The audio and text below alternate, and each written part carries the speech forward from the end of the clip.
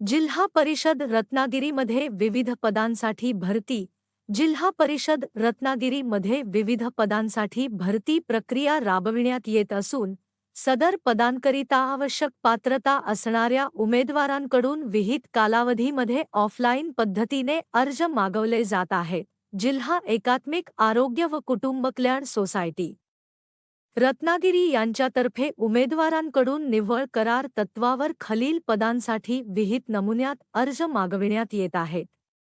सदरचे अर्ज पोस्टाने किंवा प्रत्यक्ष जिल्हा आरोग्य अधिकारी कार्यालय, आरोग्य विभाग, जिल्हा परिषद रत्नागिरी या कार्यालयाकडे सादर करायचे आहेत.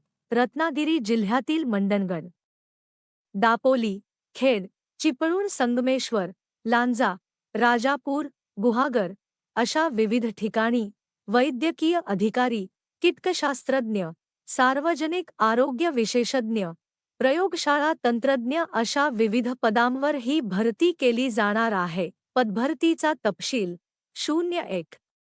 वैद्यकीय अधिकारी, मेडिकल ऑफिसर 17 जागा. 02. कीटकशास्त्रज्ञ, एंटोमोलॉजिस्ट्स 09 जागा. 03. सार्वजनिक आरोग्य विशेषज्ञ, पब्लिक हेल्थ स्पेशलिस्ट 09 जागा. 04. प्रयोगशाळा तंत्रज्ञ, लॅब टेक्निशियन 18 जागा. एकूण रिक्त पदे 53 जागा.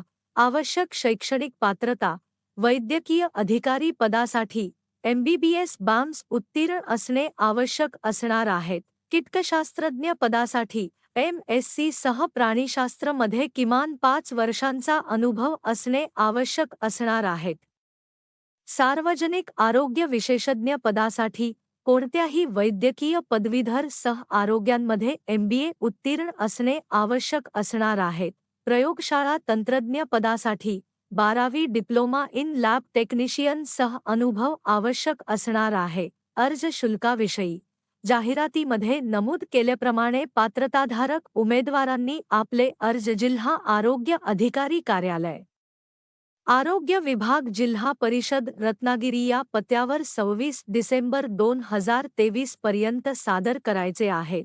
सदर पदभरतीसाठी खुल्या प्रवर्गाकरिता 150 रुपये तर राखची प्रवर्गकरिता 100 रुपये परीक्षा शुल्क आकारण्यात येईल. मिळणार एवढा पगार: वैद्यकीय अधिकारी MBBS 60,000 रुपये, BAMS 25,000 रुपये, 15,000 भत्ता.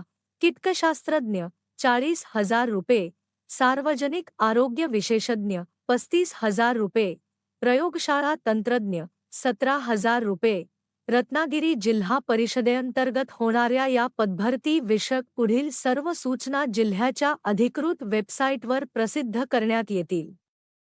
याबाबत अर्जदारास कुठलाही स्वतंत्र पत्रव्यवहार केला जाणार नाही.